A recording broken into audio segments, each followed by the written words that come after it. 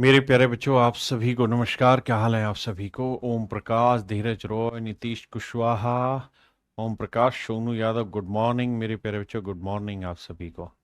की हाल है थोड़ा? ओ बादशाह, मैसेज करो मैसेज। नवीन राज, राजौरिया, उत्तम अग्रवाल, गुल अफशा। गुड मॉर्निंग गुल अफशा बेटा, क्या हाल है भाई तेरे? रवि गिरी, अमित कुमार, गौरव शर्मा, नवीन राजराय, पवन शाह। सर आ जाइए, सफर को आगे बढ़ाते हैं। ले भाई, आगे सफर आगे बढ़ाते हैं। आइए मेरे प्यारे बच्चों।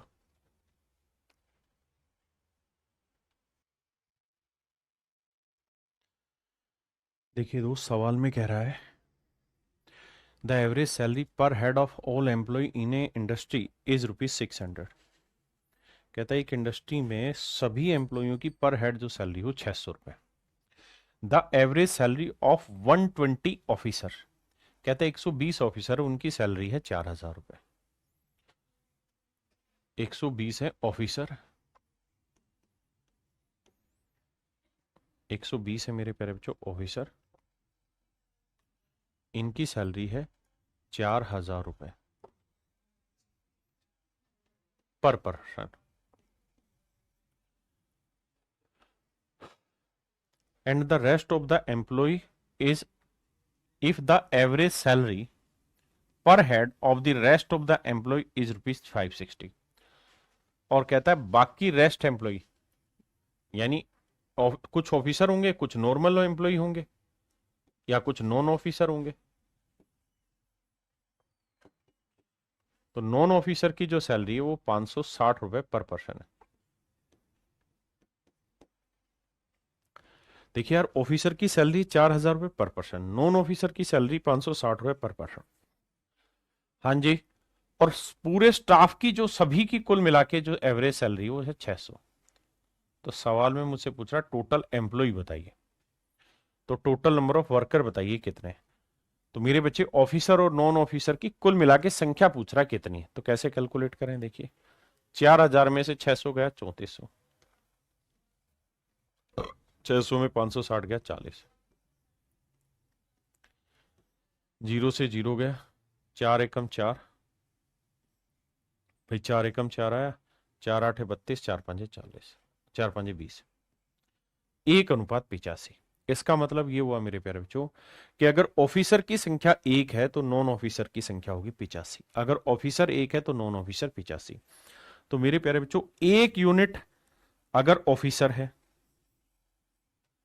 भाई एक ऑफिसर है और नॉन ऑफिसर 85, तो टोटल एम्प्लॉय क्या हुए? 1 + 85 कितने हो गए? 86। तो टोटल एम्प्लॉय हो गए मेरे प्यारे बच्चों 86 यूनिट। जबकि एक यूनिट की एक्चुअल में जो ये वैल्यू बताने लग रहा है वो है 120। तो 86 यूनिट की वैल्यू क्या हो? 86 गुना 120, जीरो, 12×6 = 72, 12×7 का 2 × 7, 12×7 = 12×8 = 96 और 7 103, 10,320 रुपए। तो इसका मतलब मेरे ना 320 नहीं भाई, टोटल एम्प्लॉय है, यानी मेरे प्यारे बच्चों कंपनी में कुल मिला के जो कर्मचारी हैं उनकी संख्या है 10,320। 10,320 करिए बाबू।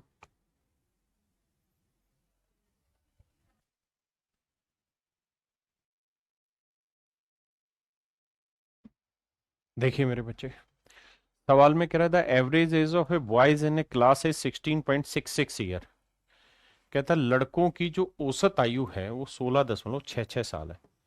6 6 साल का मतलब हुआ 16 सही 2 × 3, यानी 16×3 = 48 और 2 50/3 साल। लड़कों की औसत आयु इतनी। जबकि वहीं कह रहा है कि एवरेज एज ऑफ गर्ल्स, लड़कियों की जो औसत आयु है वो है मेरे बच्चे 18 सही 3/4, 18.75 को लिखेंगे 18 सही 3/4, 18×4 = 72 और 3 75/4।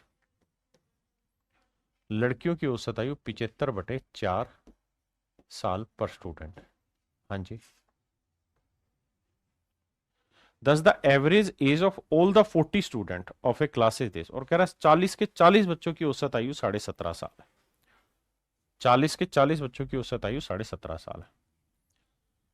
17.5 का मतलब क्या बना भाई? 17 सही 1/2, 17 दूनी 34 और 1 35/2। बिल्कुल ठीक है। अब भैया घटा जोड़ करते हैं, आओ मेरे प्यारे बच्चों। बड़े में से छोटा घटाएंगे, ये बड़ा था, बड़े में से छोटा घटाएंगे तो 75/4 -35/2, और यहां 35/2 में से मेरे बच्चे मुझे घटाना है 50/3। तो मेरे प्यारे बच्चों एलसीएम आया 4, 5/4, और यह आया मेरे बच्चे 6। 35 थी 105, 50 दूनी 100, तो यह आया 5/6। 5 एकम 5, 5 एकम 5, 2 दूनी 4, 2 तिया 6। 3 को इधर गुना करेंगे, 2 को उधर ले जाए, तो 3:2 आया। इसका मतलब लड़कों की संख्या 3 है तो लड़कियों की संख्या है मेरे प्यारे बच्चों। तो आपने कहा ठीक है। टोटल बच्चे कितने हुए? 3 और 2 5, तो 5 यूनिट हुए मेरे प्यारे बच्चों कुल मिला के बच्चों की संख्या। और जबकि बच्चे की संख्या दे कितनी रखी है जी? तो सवाल में बच्चों की संख्या दे रखी है, तो कक्षा में 40 छात्र हैं, 40 स्टूडेंट है भैया। तो 5 यूनिट 40 को, तो 1 यूनिट की वैल्यू मेरे प्यारे बच्चों 8, तो 1 यूनिट 8 है, तो 2 यूनिट 8 दूनी 16, और 3 यूनिट 8 दिए 24। यानी मेरे बच्चे लड़कों की संख्या 24 साल होगी, तो लड़कियों की जो संख्या होगी वो होगी 16 साल। अगर लड़कों की संख्या 24 साल होगी तो मेरे प्यारे बच्चों लड़कियों की जो संख्या होगी वो होगी 16 साल। किसी भाई बहनों को लोड आ गया था तो 10 यार। तो सवाल में कह रहा है कक्षा में लड़कियों की संख्या ज्ञात करो, कक्षा में लड़कियों की संख्या ज्ञात करें। तो मेरे प्यारे बच्चों कक्षा में लड़कियों की जो संख्या होगी वो होगी 16 साल। कक्षा में लड़कियों की जो संख्या हो जाएगी वो हो जाएगी 16 साल। यही आपसे मैंने सवाल में पूछा था।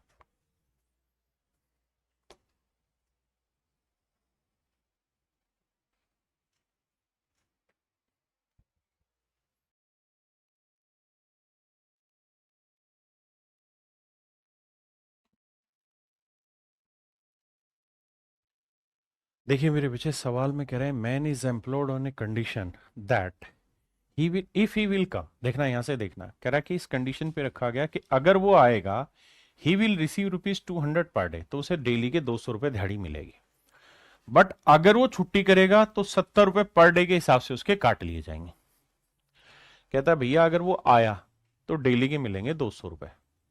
अगर वो आया मेरे प्यारे बच्चों तो 200 रुपए पर डे के हिसाब से मिलेंगे, और अगर उसने करी छुट्टी तो बाबू 70 रुपए के हिसाब से माइनस कर दी जाएगी कहानी, 70 रुपए पर डे के हिसाब से पैसा काटा जाएगा।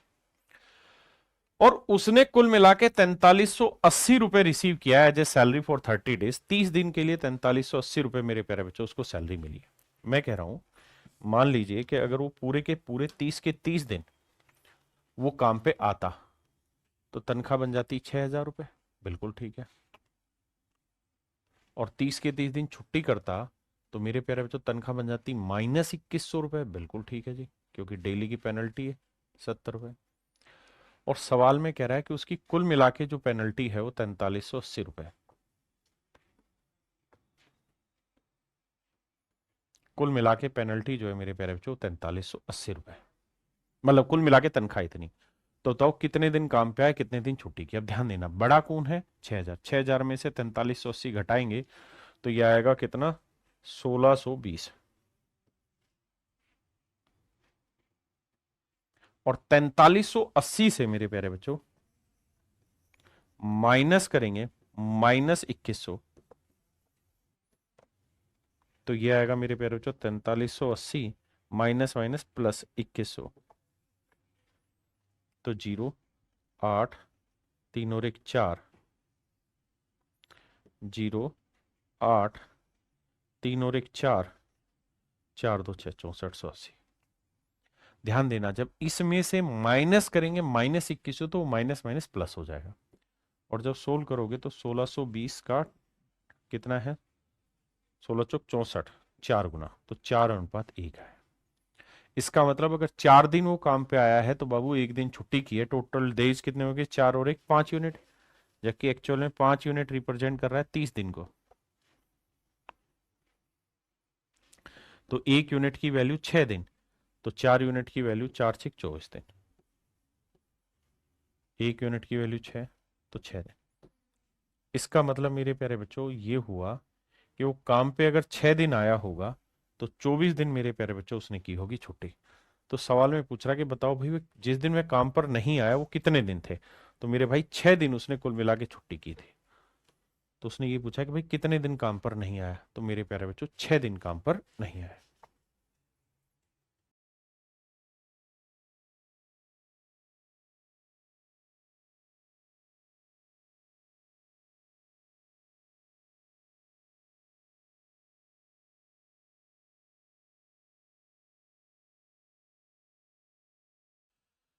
देखिए मेरे बच्चे, सवाल में ये कह रहा है कि एक परीक्षा में एक छात्र प्रत्येक सही उत्तर के लिए 4 नंबर लेता है, यानी अगर सही उत्तर देगा तो उसको भैया नंबर मिलेंगे 4, और हर एक गलत उत्तर के लिए मेरे प्यारे बच्चों 1 अंक खो देगा। 1 अंक खो देगा मतलब माइनस में 1 नंबर मिलेगा। यदि कुल मिला के 60 प्रश्नों के उत्तर देने हैं और 130 अंक प्राप्त करता है तो उसके द्वारा सही उत्तर द्वारा सही कितने आंसर दिए गए। तो मेरे प्यारे बच्चों ऐसे देखिए, कहता भाई हर सही सवाल के लिए उसे 4 नंबर मिलेंगे, बिल्कुल ठीक है, और हर गलत उत्तर के लिए मेरे प्यारे बच्चों उसके अंक 2 कट जाएंगे। सही सवाल के लिए 4 नंबर मिलेंगे, हर गलत उत्तर के लिए 2 अंक, 2 नहीं 1, प्रत्येक गलत उत्तर के लिए 1 अंक खो देगा, गलत उत्तर के लिए 1 नंबर खो देगा। कुल मिला के 60% है। तो मेरे प्यारे बच्चों ऐसे देखो कि 60 के 60 अगर सही कर देता तो 240 नंबर मिल जाते, और 60 के 60 गलत कर देता तो मेरे बच्चे 60 नंबर आ जाते। जबकि सवाल में कह रहा है कि भैया कुल मिला के उसके 130 नंबर आए। अब कैसे ट्रीट करोगे साहब, बड़े वाले में से छोटा 240 में 130 गया 110, और 130 में से माइनस करेंगे छोटी value, that is -60, minus minus plus तो 190। अब मेरे प्यारे बच्चों इसका रेशियो निकालोगे तो आएगा 19:11। इसका मतलब मेरे प्यारे बच्चों अगर 19 सवाल सही किए हैं तो 11 सवाल मेरे प्यारे बच्चों उसने गलत किए, तो टोटल सवाल कितने हो गए 19 जमा 11, 19 जमा 11 हो गए 30। तो 30 यूनिट सवाल उसने कुल मिला के टोटल किए, जबकि टोटल सवाल हैं कितने भैया 60। तो 30 यूनिट 60 सवाल, तो 1 यूनिट 2 सवाल, तो 11 यूनिट 11 दूनी 22 सवाल, यानी मेरे प्यारे बच्चों 22 क्वेश्चन उसने गलत किए या सही किए, गलत किए। और भैया 19 दूनी 38, 38 सवाल मेरे प्यारे बच्चों उसने ठीक किए। 38 सवाल उसने ठीक किए हैं और 22 सवाल उसने गलत किए हैं। अब हमसे ही पूछ रहा है उसके द्वारा सही उत्तरों की संख्या ज्ञात करिए, तो मेरे प्यारे बच्चों मेरा आंसर होगा 38। क्या होगा जी 38।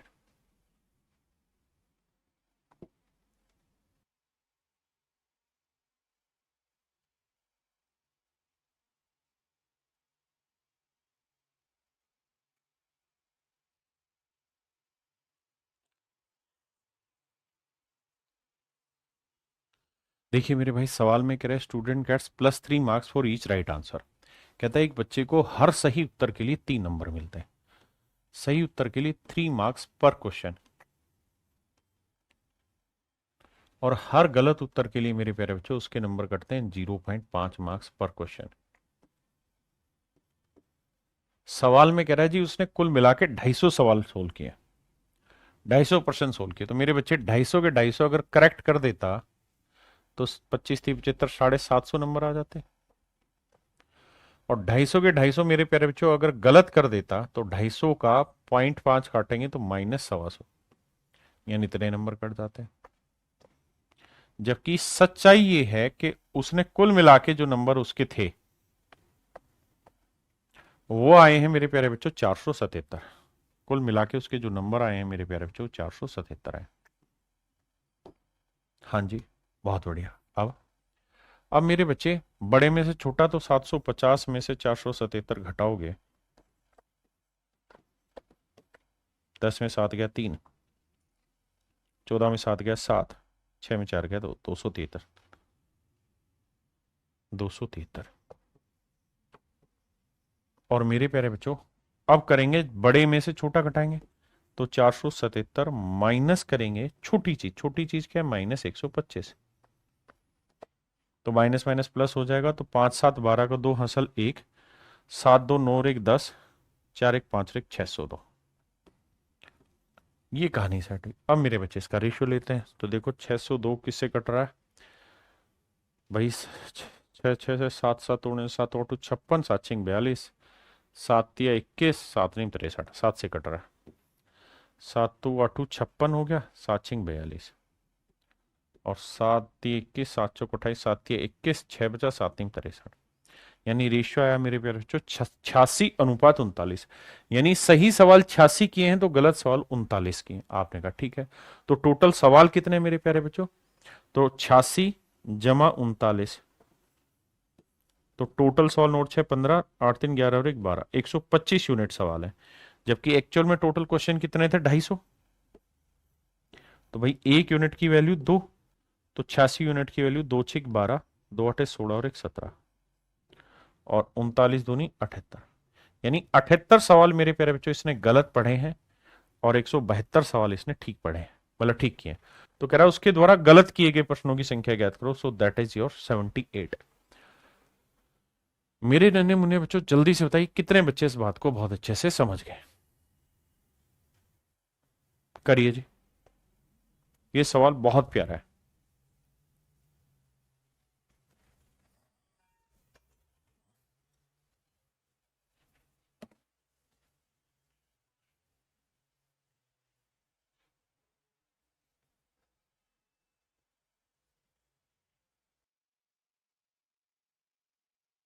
देखिए मेरे प्यारे बच्चों, सवाल बहुत जबरदस्त है, ध्यान से देखिए। सवाल में कह रहा है there is a square room of area 100 square metre. कहता है एक कमरा है जिसका क्षेत्रफल 100 वर्ग metre. The centre of the room is covered by a square carpet. कहता है कि बनाता हूं उसके हिसाब से समझ में आएगा। कहता भैया ये कोई कमरा है, लेकिन ये कमरा जो है वर्गाकार है। तो मेरे प्यारे बच्चों अगर वर्ग का क्षेत्रफल दिया हुआ है, कहता है इस कमरे का जो एरिया है वो 100 मीटर स्क्वेयर है, 100 वर्ग मीटर है। तो ये तय है कि भैया इस वर्ग का की भुजा की लंबाई कितनी होगी, 10, क्योंकि एरिया का स्क्वायर रूट साइड की लेंथ होती है। आपने कहा ठीक है। कह रहा है there is a square room of area 100 square metre, the centre of the room is covered by a square carpet. कहते हैं इसका जो सेंटर है वहां पे एक वर्गाकार कारपेट बिछी हुई है, and the rest of the floor is covered by oil cloth. और कहता है बाकी जो कपड़ बच गया हिस्सा उसको एक ऑयल क्लॉथ से ढका हुआ है, इस तरीके से, मतलब ढका हुआ, मतलब मेरे प्यारे बच्चों ये हुआ कि आप ये समझिए कि यार इसके बीचों बीच में एक स्क्वायर कारपेट बना हुआ है, इसके बीचों बीच में एक स्क्वायर कारपेट डाला हुआ है, एक वर्गाकार चटाई डाली हुई है इसके बिल्कुल बीचों बीच। बहुत बढ़िया, हाँ जी। और कहता है बाकी जो हिस्सा बच गया है, इस हिस्से में मेरे प्यारे बच्चों कहता है एक नॉर्मल कपड़ा डाला गया। यानी देसी भाषा में अगर मैं आपको समझाने की कोशिश करूं तो ये कह सकता हूं कि भैया यहां तो हमने कारपेट बिछा दी है, ठीक है जी, और जो बाकी हिस्सा बच गया है, जो बाकी हिस्सा बच गया है मेरे प्यारे बच्चों, लेट से ये वाला हिस्सा, इस हिस्से पे कहता है उसने क्या कर दिया है, एक कपड़ा बिछा दिया। सेंटर में तो मेरे प्यारे बच्चों सवाल में कह रहा है कि एक स्क्वायर कारपेट डाली गई है, और बाहर जो जो जो इलाका बच गया, जो रास्ता बच गया, इसके ऊपर कहता है कि हमने एक सामान्य कपड़ा बिछा दिया है। अब सवाल में कह रहा है कालीन और कपड़े की लागत है 18 रुपए और 7.5 रुपए। जो ये कालीन है, ये वाली जो कालीन है, इसका रेट है 18 रुपए प्रति मीटर। और कहता है जो सामान्य कपड़ा है 18 रुपए प्रति वर्ग मीटर, जो सामान्य कपड़ा है उसका रेट है 7.5 रुपए पर वर्ग मीटर, प्रति वर्ग मीटर। तो ये है मेरे प्यारे बच्चों कपड़े का रेट, ये है मेरे प्यारे बच्चों कारपेट का रेट। कहता है इस पे जो कुल मिला के खर्चा हुआ है ना पूरे इस पे मकान को बनाने में, मतलब इस पूरे कमरे को ढकने में, इस पे खर्चा हुआ है 1422 रुपए का। कहता है कुल मिला के जो टोटल कॉस्ट आई है वो आई है 1422 रुपए। देखिए मेरे बच्चे, सवाल बहुत ही प्यारा है, समझने की देर है। फिर से समझाता हूं, सवाल में कह रहा है 100 वर्ग मीटर क्षेत्रफल का एक वर्गाकार कमरा है, तो हमने यहां से निकाल लिया कि भाई अगर एरिया 100 है तो साइड की लेंथ 10 होगी। साइड की लेंथ क्या होगी मेरे प्यारे बच्चों? 10। क्यों? क्योंकि जो एरिया होता है उसका स्क्वायर रूट करते हैं तो साइड की लेंथ निकलती है। कहता है कमरे का मध्य भाग चौकोर कालीन से ढका हुआ। कहता है बीचों बीच में एक चौकोर कालीन डाली हुई है और शेष फर्श को तेल के कपड़े यानी नॉर्मल कपड़े से ढका हुआ है। ब्लू कलर का जो कपड़ा है ये नॉर्मल कपड़ा है, इससे ढका हुआ है। कहता है कालीन और कपड़े की लागत क्रम से 18 और 7.25 है। कहता है कालीन और कपड़े की जो लागत है वो 18 और 7.25 है, यानी हमने इनके रेट भी लिख दिए। 7.5 रुपए प्रति वर्ग मीटर है। कहता है कुल मिला के जो खर्चा आया वो 1422 रुपए आया पूरे इसको बनाने का। तो अब हमसे सवाल में पूछ रहा है कि भाई इस कपड़े की चौड़ाई याद करिए कि भाई ये जो कपड़ा है ये कितना चौड़ा है, यहां से यहां तक की चौड़ाई क्या है ये आपने कुल मिला के बता दी। आइए मेरे बच्चे समझाने की कोशिश करता हूं। बहुत ही खूबसूरत सवाल है, मजा आ जाएगा आपको पढ़ के। देखिए बाबू, भाई दो चीजों से बनाया हुआ है, एक कारपेट है और एक क्लॉथ। उसे ऑयल क्लॉथ कह लें या नॉर्मल क्लॉथ। कारपेट का जो रेट है वो 18 रुपए प्रति वर्ग मीटर है और क्लॉथ का रेट 7.5 रुपए प्रति वर्ग मीटर है। 7.5 रुपए प्रति वर्ग मीटर। अब मेरे प्यारे बच्चों ध्यान से मेरी बात सुनना। क्या कि सर कहानी ये है कि अगर मैं ये कह रहा हूं कि पूरे फर्श का एरिया कितना है 100 वर्ग मीटर, तो मेरे प्यारे बच्चों मान लो अगर 100 के 100 वर्ग मीटर पे कारपेट बिछा दी गई होती तो खर्चा आ चुका होता 1800 रुपए। बिल्कुल ठीक है। और 100 के 100 वर्ग मीटर पे कपड़ा बिछा दिया गया होता मेरे बच्चे तो कॉस्टिंग आती 750 रुपए। पहले इतनी बात को समझो और बताओ आया कि नहीं आया।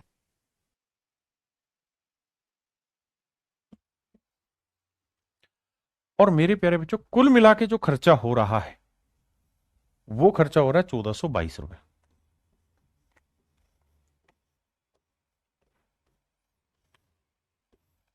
आओ जी सेट कर रहे हैं।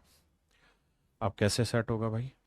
1800 में से 1422 घटेगा, तो 1800 में से 1422 घटाओगे क्या आएगा वो बताइए। तो आप कहोगे देखो साहब 1800 में से 1422 घटाना है तो 10 में 2 गया 8 और 9 में 2 गया 7, यहां बचा 3। तो ये डिफरेंस आया मेरे प्यारे बच्चों 378।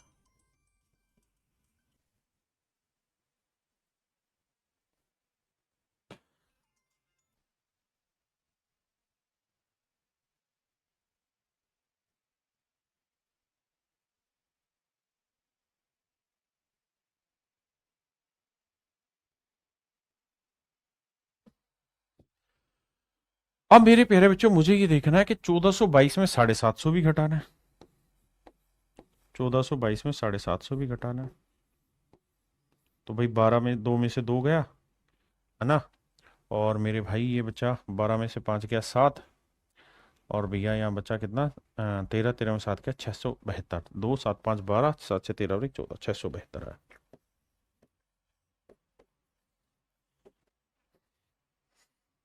अब देखिए मेरे बच्चे, अब कहानी को सेटल करते हैं आगे कैसे। देखो यार काटते हैं, 4 से ये जा रहा है, 4 से वो भी जा रहा है, नहीं 4 से नहीं जा रहा, 18 चौक 72 और 4 से 4 एकम 4 नहीं जा रहा, 2 से कट रहा है, तो पहले 2 से निपटाते हैं। 7 2 9 6, 7 3 10 8 18, 7 2 9 और 6 15, 3 से भी जा रहा है, यानी मुझे काटना चाहिए से 12 से। तो 12 पंजे 60, 12 छिक 72। यहां मैं काटूंगा मेरे भाई तो 12 तीय 36 है ना, नहीं मैंने गलती करी, मुझे काटना चाहिए 12 तीय 36 नहीं 6 से काटना चाहिए, क्योंकि 2 से कटेगा और 3 से कटेगा, तो 6 से काटते हैं। 6 कम 6, 6 कम 6, 6 दूनी 12, और यहाँ 6 से काटेंगे, 6 छिंग 36, 6 ती 18। बिल्कुल ठीक है। अब किससे कट रहा है मेरे बच्चे?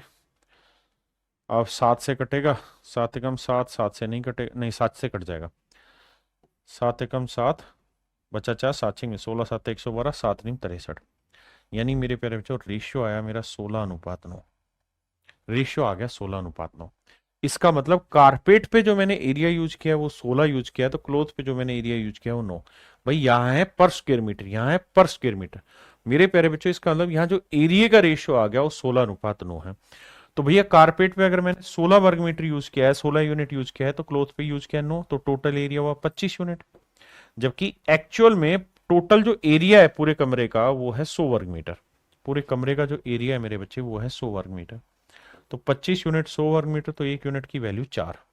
तो 16 चौको 64, तो ये एरिया है मेरे प्यारे बच्चों 64 वर्ग मीटर। और 9 चौक 36, ये एरिया है 36 वर्ग मीटर। हाँ जी।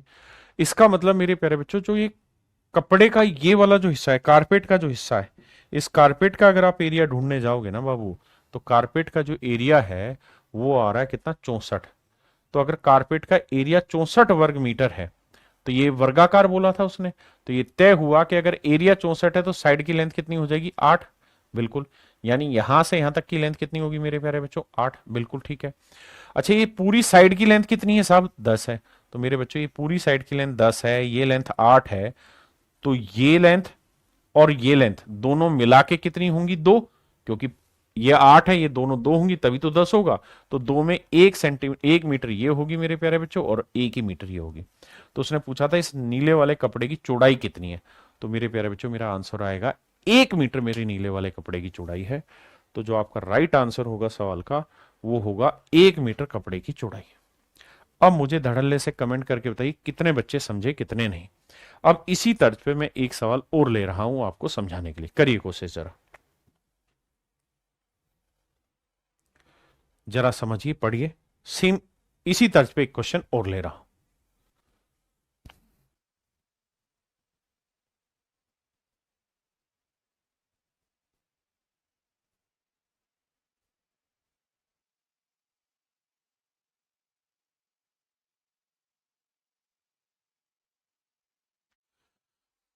देखिए मेरे भाई, सेम ही सवाल है। सवाल में कह रहा है एक वर्गाकार कमरा जिसकी भुजा 10 मीटर है कि मध्य में एक वर्गाकार कालीन बिछा हुआ है। यानी मेरे प्यारे बच्चों एक कमरा है, और कमरा जो है वर्गाकार है बाबू।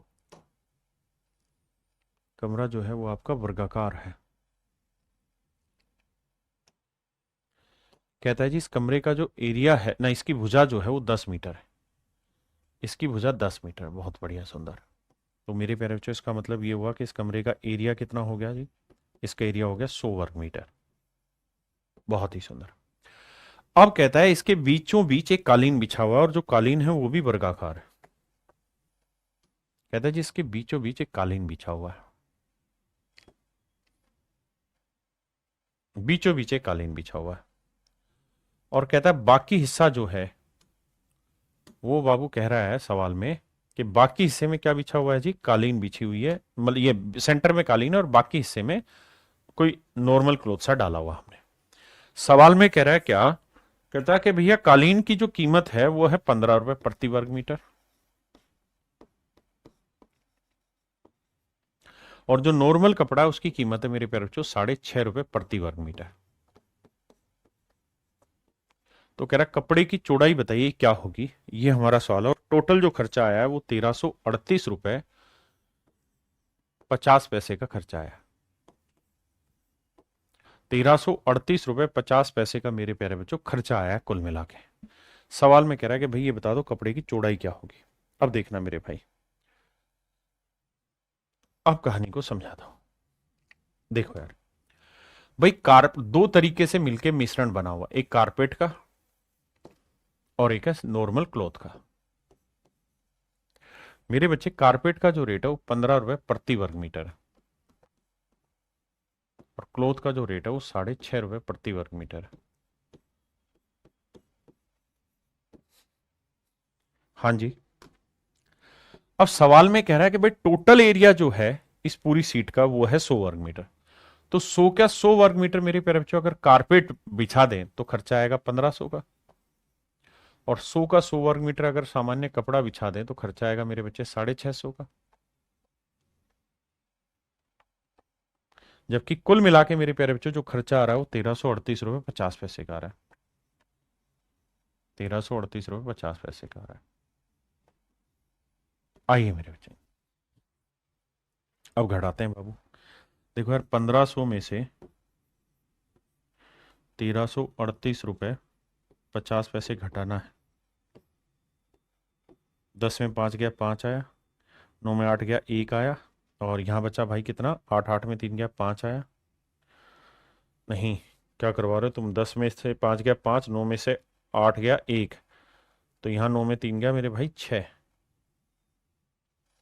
और यहाँ 4 में 3 गया 1, तो ये आया मेरे प्यारे बच्चों 161.5। 161.5। और अब मेरे बच्चों करना क्या होगा, हमें 1338.5 में से 650 घटाना है। 1338.5 में से 650 सब्ट्रैक्ट करना है। बड़ी में से छोटा तो 5 आएगा, 8 आएगा, 13 में 5 गया 8 आएगा भैया, 12 में 6 गया 6, तो ये आएगा मेरे प्यारे बच्चों 688.5। पहले इतनी बात समझिए, फिर इससे आगे की बात करें। क्लियर है मेरे बच्चे, इतनी बात अगर आप समझते हैं तो। अब आगे देखिए, अब मेरे प्यारे बच्चों हमें इनका रेशियो लेना होगा, तो रेशियो जब लेने लगेंगे तो डेसिमल से डेसिमल हट जाएगा। हाँ जी, 5 से काटेंगे तो 5 एकम 5, बचा कितना, 5 3 15, 3 बचा, 5 7 35, 3 बचा, 5 7 35। यहाँ देखेंगे 5 दूनी 10, 5 3 15, कितना आया भाई, 5 3 15 से 1 आया, 5 दूनी 10, 5 3 15, 330। अब मेरे प्यारे बच्चों देखो, 3 3 6 2 8 किससे कट रहा है ये, क्योंकि हमें इसका रेशियो लेना होगा कुल मिला के। मेरे बच्चे सिंप्लीफाई करना पड़ेगा। कैसे सिंप्लीफाई करें भाई, देखो ये तो तय है कि ये 3 से या 9 से भाग नहीं जाएगा, 5 से आगे भाग नहीं जाएगा, 7 से भाग देते हैं, 7 चौक 28 नहीं जाने लग रहा, 7 चौक 28, 4 बचा नहीं जाएगा। 7 के बाद ये 11, 3 3 6 नहीं जा रहा, 11 के बाद 13 से भाग देखें, 13 दूनी 26, 7 नहीं जा रहा, 13 से भी नहीं जा रहा। मैं तो इसी नंबर को ट्राई करने लग रहा हूं। मेरा पहला काम यही होगा कि किससे कट रहा है। 13 के बाद 14 हटा दो, 15 हटा दो, 16 हटा दो, क्योंकि वो इवन नंबर है, और 15 5 है, उसका आता है 17, 17 से कट रहा है भाई। 17 एकम आया 17, 17 निम्न 153 कटने लग रहा है। 17 से यहां काटेंगे तो भैया 17 8 और 17 एकम 17, बिल्कुल ठीक है। तो 81:19 आया। इसका मतलब मेरे प्यारे बच्चों, अगर कारपेट का एरिया 81 है तो क्लोथ का एरिया आया कितना जी, 19। तो टोटल एरिया कितना हो गया साहब, 81 और 19 जोड़ोगे तो आएगा मेरे बच्चे 100। तो टोटल एरिया 100 यूनिट है, जबकि एक्चुअल में कितना है, 100 वर्ग मीटर। तो इसका मतलब एक यूनिट की वैल्यू कितनी आ गई जी, 1 वर्ग मीटर। तो मेरे बच्चे 81 यूनिट की वैल्यू आएगी 81 वर्ग मीटर, और 19 यूनिट की वैल्यू 19 वर्ग मीटर। मतलब मोटा मोटा कहने का मतलब ये, मोटा मोटी बात का, कि इस कारपेट का जो एरिया आएगा मेरे प्यारे बच्चों, वो आएगा 81 वर्ग मीटर। अगर कारपेट का एरिया 81 वर्ग मीटर आया मेरे बच्चे, तो ये वाली जो लेंथ होगी, ये लेंथ कितनी होगी, 9, क्योंकि स्क्वायर है तो स्क्वायर की साइड की लेंथ होती है, मतलब एरिया होता है साइड का वर्ग, तो उसका स्क्वायर रूट कर 9 मीटर आया। ये पूरी लेंथ मेरे प्यारे बच्चों क्या है, 10। ये पूरी लेंथ 10 है, ये लेंथ 9 है, तो नेचुरल है ये वाली लेंथ और ये वाली लेंथ दोनों का जोड़ 1 मीटर होगा। तो ये 9 है, इन दोनों का जोड़ 1 होगा, तो आधा मीटर ये रही होगी और आधा ही मीटर ये रही होगी। यानी कपड़े की चौड़ाई 0.5 मीटर मेरे बच्चे रही होगी। यही मेरे सवाल का सही उत्तर होगा, 0.5 मीटर कपड़े की चौड़ाई रही होगी। ऑप्शन डी आपका सही आंसर है, हाय ना। अब आ गया ये, देखिए मेरे प्यारे बच्चों, सवाल में कह रहा है car travel 20 kilometre per hour for 30 minute. कहता है कार की स्पीड है 20 किलोमीटर पर आवर, कितनी देर तक चलती रही, 30 मिनट तक।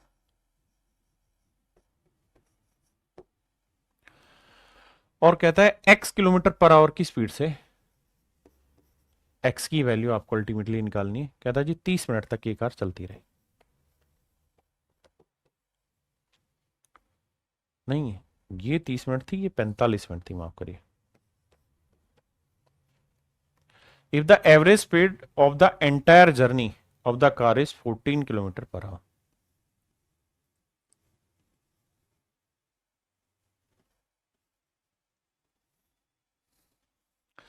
कहता है पूरी जर्नी की जो एवरेज स्पीड है मेरे प्यारे बच्चों वो है 14 किलोमीटर पर आवर। तो कहता है कि भैया एक्स की वैल्यू बताइए क्या होगी, ये वैल्यू बतानी क्या होगी।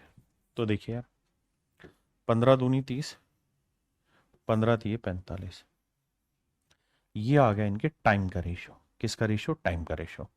जब आप रेशियो निकाल लेते हैं ना तो उससे मिनट हट जाता है, घंटे हट जाते हैं, सेकंड हट जाते हैं।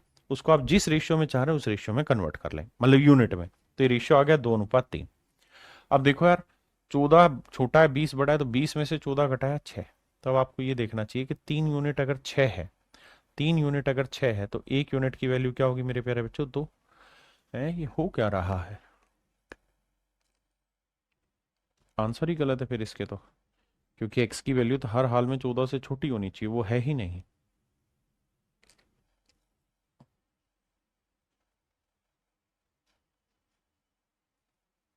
ऑप्शन में मिस्टेक है इसमें भाई। तो 3 यूनिट 6, तो 1 यूनिट की वैल्यू मेरे प्यारे बच्चों 2। बिल्कुल ठीक है। तो 2 यूनिट की वैल्यू, तो आप कहेंगे 4। अब मेरे बच्चों एक बात बताना, अगर मिश्रण 20 से छोटा है तो मिश्रण इससे बड़ा होगा, तो इससे कितना बड़ा होगा? 4। तो ये होगी 10 किलोमीटर पर आवर। तो हर हाल में मेरे प्यारे बच्चों एक्स की जो वैल्यू आएगी वो 10 किलोमीटर पर आवर की। ऑप्शन में मिस्टेक है, ऑप्शन 10 आंसर होगा। क्योंकि मिश्रण, हमेशा ध्यान रखना, इन दोनों के बीच की वैल्यू होती है, इन दोनों के बीच की वैल्यू होती है मिश्रण।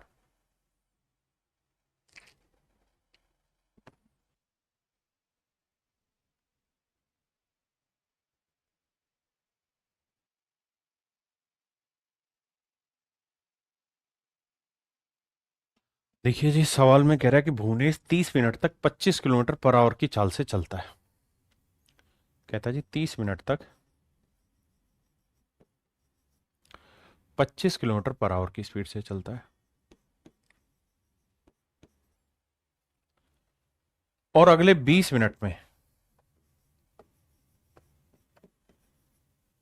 20 मिनट में वह 40 किलोमीटर पर आवर की स्पीड से चलता है। 40 किलोमीटर पर आवर की स्पीड से चलता है। तो कह रहा भैया पूरी जर्नी की ना एवरेज स्पीड निकाल के बताओ क्या होगी।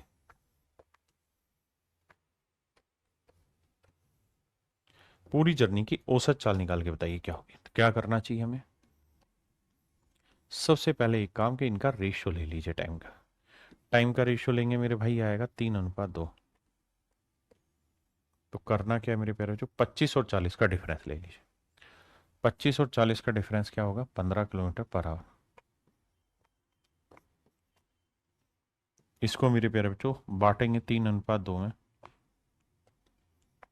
तो 3 और 2 5, 5 3 15, 3 3 9, 3 दूनी 6। इसका मतलब मेरे भाइयों ये जो वैल्यू होगी ये 9 होगी, तो ये वाली वैल्यू होगी 6। तो 40 में से ये घटा के 9 आया था, कितना होगा? 31। तो औसत चाल आएगी मेरे प्यारे बच्चों 31 kilometre per hour. Average speed जो बनेगी वो बनेगी 31 किलोमीटर पर आवर। करिए भाई करिए। सवाल में कह रहा है कि भुवनेश ने 10 घंटे में 150 किलोमीटर की दूरी ट्रेवल की है। भुवनेश ने 10 घंटे में 150 किलोमीटर की दूरी तय की है। बाद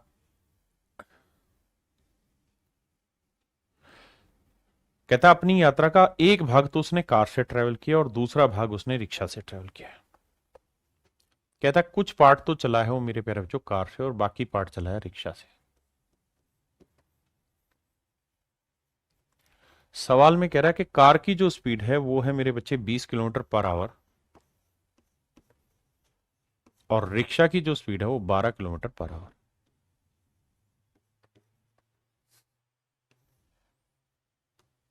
अब कहानी को आगे समझाता हूं। अब मेरे बच्चों एक बात बताना, सवाल में ये कह रहा है कि भाई जो भुवनेश है उसने पूरी जो डिस्टेंस ट्रेवल की है ना 150 किलोमीटर की, उसको ट्रेवल करने में कितने घंटे लगा दिए? 10 घंटे। तो ये है मेरे प्यारे बच्चों 1 घंटे में चली गई दूरी, ये भी 1 घंटे में चली गई दूरी, तो मिश्रण भी जो होगा ना वो आपका 1 घंटे में चली गई दूरी का ही होगा। तो 10 घंटे में 150 चली, तो 1 घंटे में चलेगा 15। तो मिश्रण की स्पीड आ गई मेरे प्यारे बच्चों 15 किलोमीटर पर आवर। तो 20 में से 15 घटाएंगे मेरे प्यारे बच्चों 5 आएगा, और 15 में से 12 घटाएंगे मेरे बच्चे 3 आएगा। तो रेशियो आया 3:5। इसका मतलब कार से चलने में अगर उसने 3 यूनिट टाइम लिया है तो रिक्शा से चलने में उसने टाइम लिया होगा 5 यूनिट। सवाल में कह रहा है कार से और रिक्शा से चलने में जो दूरी चली है उसने उसका रेशियो बताओ। तो भाई समझो कि ये तो रेशियो है, और इस रेशियो को मैंने बताया ना, रेशियो की खुद में कोई यूनिट नहीं। आप इसे 3 घंटे बोलेंगे तो ये 5 घंटे हो जाएगा, इसे 3 साल बोलेंगे तो ये 5 साल, इसे 3 सेकंड तो ये 5 सेकंड। तो चूंकि मेरी स्पीड दे रखी है, टाइम दे दिया, मुझे डिस्टेंस निकालना है। डिस्टेंस का फार्मूला होता है मेरे बाबू क्या, speed into time. Speed into time. तो स्पीड है 20, तो 20 की स्पीड से 3 घंटे में कितनी दूरी चल लेगा, इतनी। यहां देखेंगे तो 12 की स्पीड से 5 घंटे में कितनी दूरी चल लेगा, इतनी। तो 12 5 60, 30 दून 20 30 60, 1:1 रेशियो आ जाएगा। तो मेरे प्यारे बच्चों, इनकी जो डिस्टेंस का रेशियो आएगा वो आएगा 1:1। इनकी डिस्टेंस का जो रेशियो आएगा मेरे प्यारे बच्चों, वो 1:1 आएगा। हाँ है ना।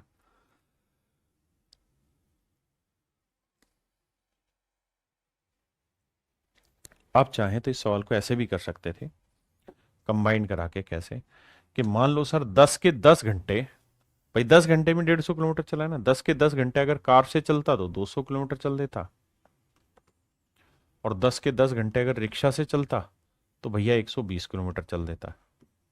जबकि कुल मिला के जो वो चला है, वो चला है मेरे प्यारे बच्चों कितना, 150 किलोमीटर 10 घंटे में। तो यहां से रेशियो निकालेंगे तो ये 50 आएगा, ये 30 आएगा। यानी रेशियो काटोगे तो आएगा 3:5। यानी यहां से अगर उसने 3 यूनिट घंटे लिए तो यहां से 5 यूनिट। तो 20 की स्पीड से 3 घंटे में 60, 12 की स्पीड से 5 घंटे में 60, तो डिस्टेंस का रेशियो 1:1।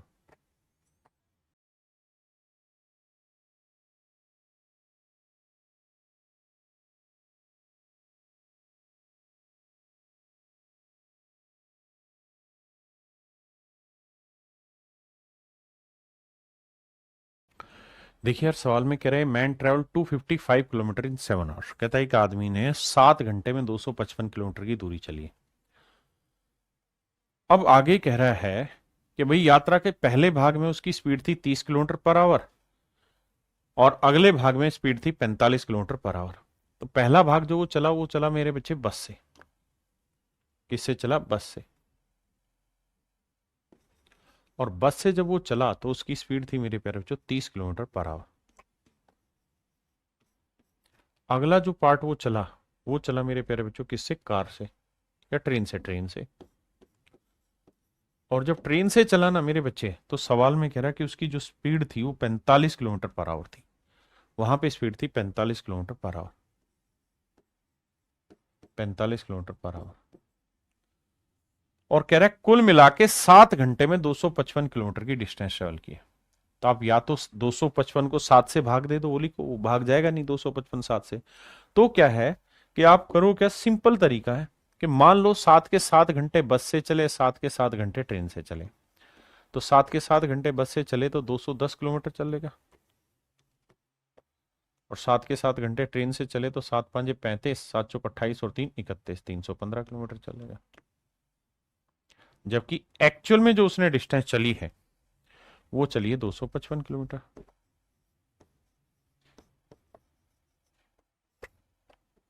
तो 315 में से 255 घटाएंगे, 45 और 15 मेरे प्यारे बच्चों कितना हो गया, 60। और 255 में से 210 घटाएंगे, आएगा 45। 15 3 45, 15 चौकू 60। मेरे प्यारे बच्चों रेशियो आएगा 4:3। इसका मतलब ये हुआ कि अगर बस से 4 यूनिट टाइम चला होगा तो ट्रेन से चला होगा 3 यूनिट टाइम। इस बार वो ये नहीं पूछ रहा कि उन्होंने कितनी डिस्टेंस चली है, उस डिस्टेंस का रेशियो बताओ। इस बार पूछ रहा है एक्चुअल डिस्टेंस कितनी चली। तो मेरे प्यारे बच्चों, हमें ये देखना होगा, यहाँ 4 यूनिट टाइम लिया, यहाँ 3 यूनिट टाइम लिया, तो 4 + 3 टोटल कितना टाइम लिया है, 7 यूनिट टाइम। जबकि एक्चुअल में कितना टाइम लिया हुआ है सर, 7 घंटे। एक्चुअल में टाइम है 7 घंटे, तो 7 यूनिट एक्चुअल में 7 घंटे को, तो 1 यूनिट की वैल्यू 1 घंटे। तो एक्चुअल में वो बस से चला है 4 घंटे और ट्रेन से चला है 3 घंटे। बिल्कुल ठीक है। तो सवाल में हमसे पूछ रहा है बस से कितनी दूरी चली। तो भैया 30 की स्पीड से, 30 किलोमीटर पर आवर की स्पीड से मेरे प्यारे बच्चों 4 घंटे में कितनी दूरी चल देगा, 120 kilometre. And that is your right answer my dear. मेरे प्यारे बच्चों ये आपका करेक्ट आंसर है। 120 किलोमीटर आपका सही आंसर। हाँ है ना, 120 किलोमीटर आपका सही आंसर।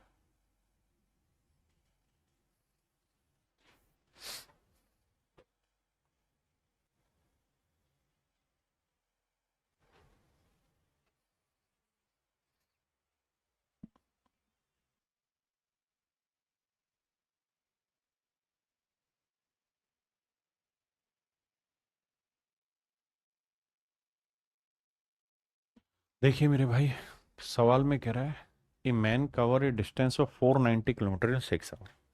कहता है एक आदमी ने 6 घंटे में 490 किलोमीटर की दूरी चली। इस यात्रा को दो तरीके से चल रहा है, एक बस से चल रहा है, दूसरा चल रहा है ट्रेन से। जो बस की स्पीड है मेरे प्यारे बच्चों, वो दी हुई है बाबू 60 kilometre per hour. 60 kilometre per hour की स्पीड से। जबकि दूसरे भाग में वो 100 किलोमीटर पर आवर की स्पीड से ट्रेन से चल रहा है। ट्रेन की जो उसकी स्पीड है मेरे भाई, वो है 100 किलोमीटर पर आवर। अब देखो 490 6 से भाग हो नहीं रहा, तो करो क्या। डेसिमल में जाने से बेटर है सीधा ये मान लो कि 6 के 6 घंटे अगर वो इससे चले, 6 के 6 घंटे इससे चले तो 360 चल लेगा। 6 घंटे ट्रेन से चले तो 600 चल लेगा। लेकिन एक्चुअल में उसने दूरी चली कितनी मेरे प्यारे बच्चों, तो आप कहेंगे 490। 600 में 490 गया मेरे प्यारे बच्चों 110, और 490 में 360 गया 130। तो आंसर आया 11:13। इसका मतलब मेरे प्यारे बच्चों 11 यूनिट डिस्टेंस बस ना, 11 यूनिट घंटे इससे 11 यूनिट टाइम बस से चला है, तो 13 यूनिट टाइम ट्रेन से। अब कह रहा है कि बस और ट्रेन द्वारा तय की गई दूरी के बीच का अनुपात ज्ञात करो। अब सीधा करो, 11 को 60 से गुना करोगे, 60 × 11, यहां डिस्टेंस आ गई। यहां 100 को 13 से गुना करोगे तो 100 × 13।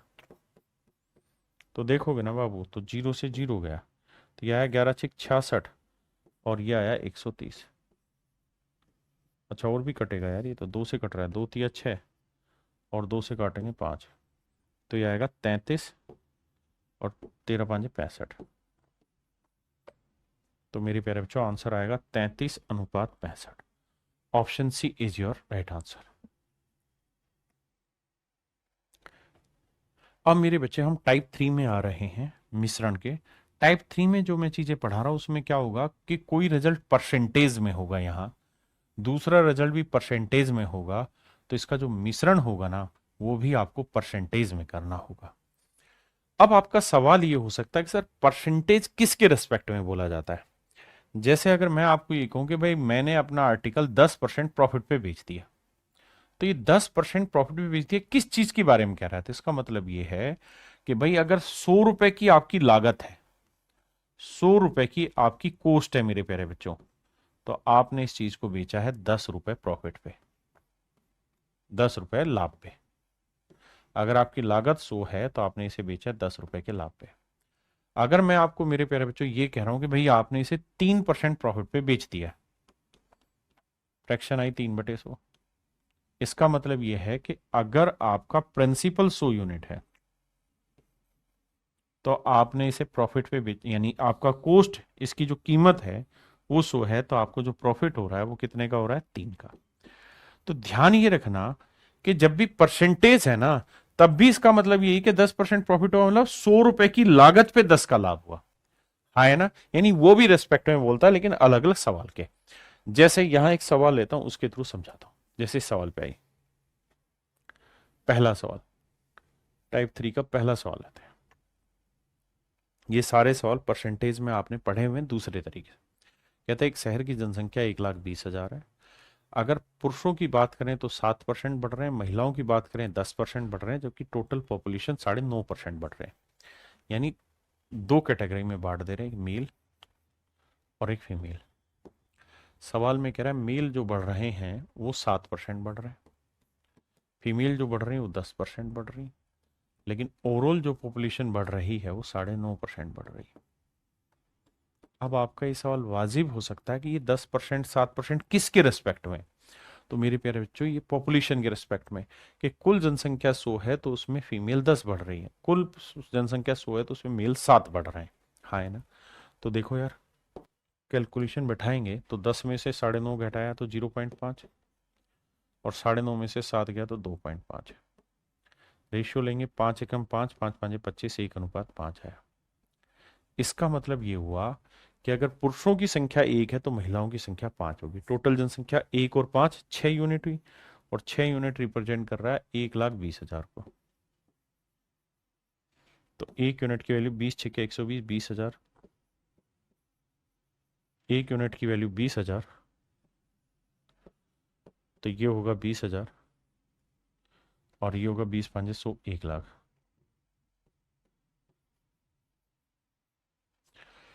तो मेरे भाइयों, इस सवाल का अर्थ यहाँ पे ये हुआ कि भाई, अच्छा हमसे तो ये पूछ रहा है कि भाई इनकी अंतर बताओ है। Find the difference between male to female population living in that town. यार ये तो बड़ा आ रहा है, 7%, 10%, 9.5। तो ये 0.5 था, ये था भैया 2.5। फिर ये जनसंख्या होगी 12,000। फिर ये 1,20,000 नहीं होगी, 12,000 होगी, क्योंकि 1,00,000 और 20,000 के बीच का जो डिफरेंस होगा वो 80,000 है। यानी मेल और फीमेल के बीच की जनसंख्या का अंतर 80,000 है। या तो मेरे प्यारे बच्चों चारों ऑप्शन करेक्ट कर लो, या फिर वहां 1,20,000 की जगह सिर्फ 12,000 कर लो। तो ऑप्शन ए फिर यहां करेक्ट बैठेगा आपका। अब मेरे प्यारे बच्चों ये वाला सवाल भी आपने परसेंटेज में पढ़ा है कि मेल 7% बढ़ रहे हैं, फीमेल 10। तो हम मान लेते हैं फीमेल 7 तो बढ़ी रही है, 3 और बढ़ रही है। ऐसे ऐसे ही आपने एक सवाल इनकम एक्सपेंडिचर और सेविंग का पढ़ा था, जहां मैं मानता था कि भैया इनकम लिखो, फिर यहाँ एक्सपेंडिचर लिखो, फिर सेविंग लिखो। फिर वहां क्या होता था कि इनकम इतनी बढ़ जाए, एक्सपेंडिचर इतना बढ़ जाए, तो बताओ सेविंग में क्या चेंज होगा। यहां हमें ये ध्यान रखना है, वहां तो हमने परसेंटेज के तरीके से किया था, यहां मैं करा रहा हूं मिक्सर के तरीके से, कि मेरे प्यारे बच्चों एक्सपेंडिचर यानी खर्चे को और बचत को मिला के जो तैयार होता है वो आपकी इनकम तैयार होती है। तो हमेशा मिश्रण इनकम रहेगा, ये एक्सपेंडिचर होगा, ये खर्चा होगा। जैसे सवाल पे लेते हैं, परसेंटेज में पढ़ा चुका हूं ये सवाल। कहता है एक व्यक्ति की एक्सपेंडिचर का, व्यय का और बचत का अनुपात है 3:2। यानी एक्सपेंडिचर और सेविंग का जो रेशियो है मेरे प्यारे बच्चों, इट इज 3:2।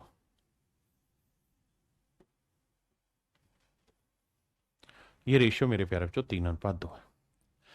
अब कह रहा है कि इसकी इनकम 10% बढ़ गई, तो इन दोनों को मिला के जो तैयार होगा वो इनकम होगी। इनकम 10% बढ़ गई, कह रहा है जी। खर्चा कहता है 12% बढ़ गया, खर्चा 12% बढ़ गया। तो कह रहा है बचत में क्या चेंज आया वो बताइए। करना क्या है मेरे बाबू, ये घटाइए। 12 में से 10 गया 2, तो 2 यूनिट 2 को, तो 1 यूनिट 1, तो 3 यूनिट 3 को, तो ये वैल्यू 3 आई। तो मेरे प्यारे बच्चों मिश्रण जो होगा इससे छोटा है, तो इससे बड़ा होगा, तो कितना बड़ा होगा 3, तो ये वाली वैल्यू आएगी 7%। तो सेविंग कितनी बढ़ी 7%। तो बचत में 7% की वृद्धि हुई है। आया समझ, आइए आगे।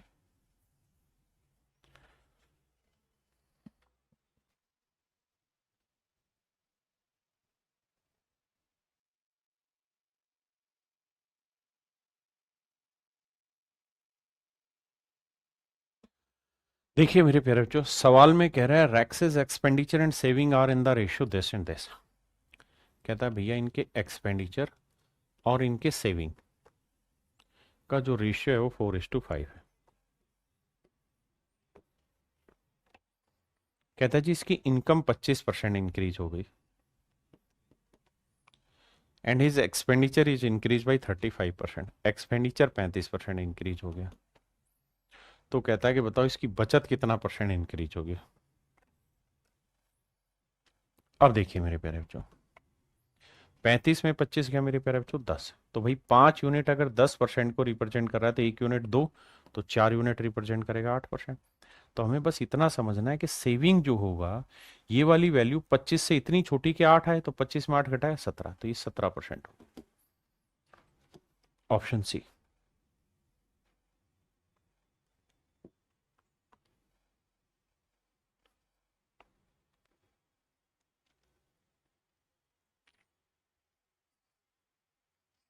कह रहा विनाश की आय उससे 20 पर, उसके व्यय से 20% ज्यादा। देखना मेरे बच्चे, पहले इतनी चीज को सेटल करते हैं। सवाल में कह रहा है कि अविनाश की जो इनकम है वो उसके खर्चे से 20% ज्यादा है। कहता है जो उसकी इनकम है वो उसके एक्सपेंडिचर से 20% ज्यादा है। अविनाश की आय उसके खर्चे से 20% की फ्रैक्शन 1/5, यानी उसका खर्चा 5 है तो उसकी इनकम कितनी होगी? एक ज्यादा मतलब 6। तो यानी 6 कमा रहा है, 5 खर्च कर रहा है, तो सेविंग कितनी होगी? 1। तो मेरे बच्चे एक्सपेंडिचर और सेविंग का रेशियो आ गया 5:1। एक्सपेंडिचर और सेविंग का जो रेशियो है मेरे प्यारे बच्चों वो आ गया 5:1।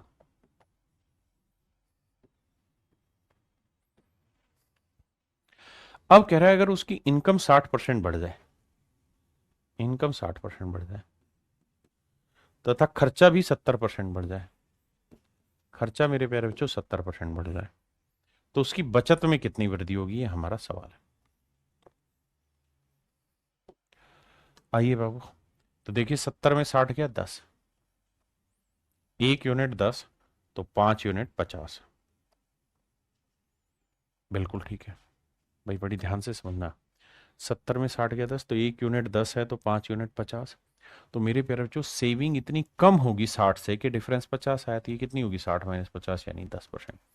यानी बचत में जो बढ़ोतरी है वो कितनी हुई होगी? देखना भैया, कैलकुलेशन मिस्टेक कहाँ कर दी है बे। Abhinav income is 20% more than his expenditure.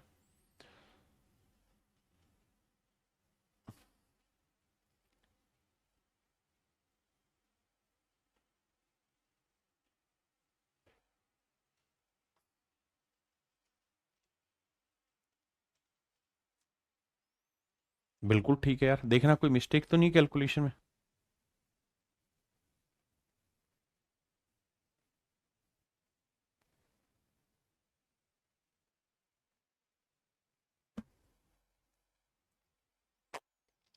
भैया कमेंट क्लास के क्या करो, फालतू की चीजों के कमेंट करते रहते हो। बताओ ये ऑप्शन तो गलत नहीं है, देखना कहीं गलती तो नहीं है।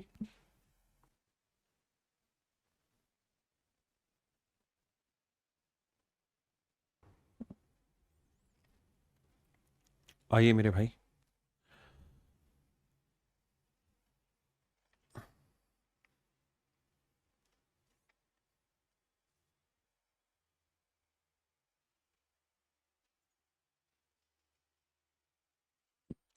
कह रहा है जी दो दोस्त किशन और सूरज का वजन 4:5 में। एक दोस्त है किशन और एक मेरे प्यारे बच्चों दोस्त है सूरज। कहता है इनके वजन का अनुपात 4:5 है। कहता है किशन का वजन 10% बढ़ जाता है, किशन और सूरज का कुल वजन 15% बढ़ जाता है, दोनों का ओवरऑल वेट 15% बढ़ जाता है। तो कहता है कि भाई ये बताओ 15% की वृद्धि के साथ 82.2 किलोग्राम हो जाता है, तो सूरज का वजन कितने प्रतिशत बढ़ जाता है? हमें तो यहां से बस इतना मतलब था कि भाई किशन और सूरज का कुल वजन 15% की वृद्धि के साथ इतना हो जाता है। हमें तो ये था कि परसेंटेज ग्रोथ कितना हुआ? 15%। तो अगर सूरज का वेट बताइए कितना बढ़ा होगा। अब क्या करें भैया, तो देखो जी 10 में अब जरा ध्यान देना, ये बढ़ा है तो 15 में से 10 घटा के आया 5, तो 5 यूनिट मेरे प्यारे बच्चों 5 आया, तो 1 यूनिट, एक तो 4 यूनिट कितना आएगा? 4। अब ध्यान देना 15 जो है वो इससे बड़ा है तो इससे छोटा होगा, इसमें से 15 घटा के 4, तो सूरज कितना ग्रोथ किया होगा? 19%। तो option B is your right answer. मेरे दोस्तों अब हम बढ़ रहे हैं उसी परसेंटेज वाली चीज में, सिंपल इंटरेस्ट में। देखिए सिंपल इंटरेस्ट में जो रेट रहती है, जैसे मैं कह रहा हूं कि 8% ब्याज है मिल रहा है, तो 8% ब्याज का मतलब ये है कि 100 रुपए प्रिंसिपल पर 8 रुपए सिंपल इंटरेस्ट। 100 यूनिट अगर प्रिंसिपल है तो साधारण ब्याज कितना है? 8 यूनिट। हाँ या ना मेरे प्यारे बच्चों? तो जो रेट होती है ना वो हमेशा प्रिंसिपल के रेस्पेक्ट में बोली जाती है, रेट दोनों ही हमेशा प्रिंसिपल के रेस्पेक्ट में बोली जाती है, और बीच में भी जो रेट ऑफ इंटरेस्ट होगी वो प्रिंसिपल पे ही कैलकुलेट करनी। हाँ है ना? अब आते हैं सवाल पे।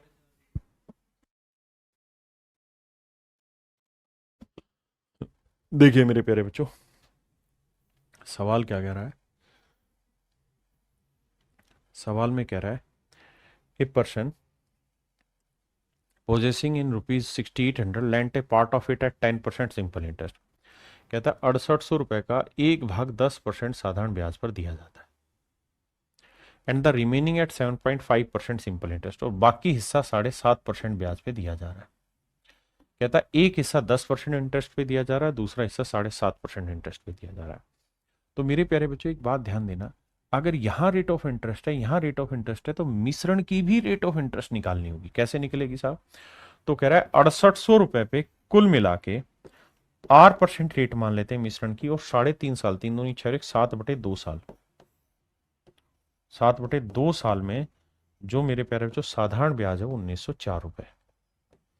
भाई principal into rate into time बटे 100। देखिए क्या कहा सवाल में, कह रहा है भाई 6800 रुपए, 6800 रुपए का एक हिस्सा इस रेट से दिया, दूसरा हिस्सा इस रेट से दिया, ठीक है जी, और कुल मिला के मेरे प्यारे बच्चों 6800 रुपए पे 3.5 साल में 1904 रुपए ब्याज बना। तो 10% के हिसाब से, मतलब 10% पे लगा इन्वेस्टेड रेट, बताइए। देखिए कैलकुलेट करें, 2 जीरो, 2 से काटोगे 34, अब भैया 7 से 7 दूनी 14, 5 7 7 49, 7 दूनी 14 कट रहा है, 7 दूनी 14, 5 7 7 49, 7 दूनी 14, बिल्कुल ठीक है। और इसे काटोगे तो 8 चौक 32, 8 3 24 और 3 27, 8। तो मिश्रण की जो रेट आई मेरे प्यारे बच्चों वो आई 8%। पहले एक बार इतनी बात ध्यान दीजिए, ये मैंने आपको समझाया कि रेट ऑफ इंटरेस्ट में जो ये परसेंटेज होता है, इसका मतलब है कि 100 रुपए लगाओगे तो ब्याज 7.5, 100 रुपए लगाओगे तो ब्याज 8, 100 रुपए लगाओगे तो ब्याज 10, यानी 100 रुपए प्रिंसिपल पे ये सारी कहानियां हैं।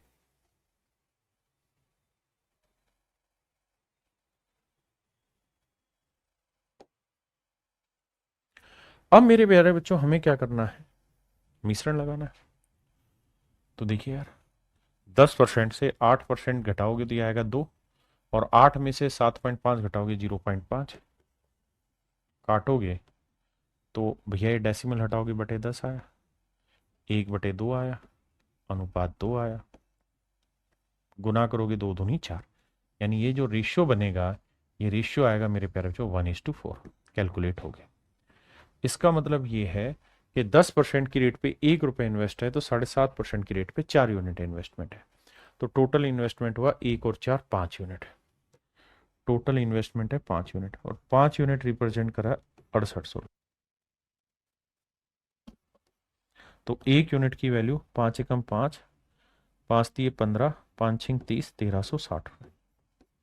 अब हमसे ये पूछ रहा है कि भाई ये बताओ 10% की रेट पे, तो 10% की रेट पे 1 यूनिट इन्वेस्ट था और उसकी वैल्यू है 1360 रुपए।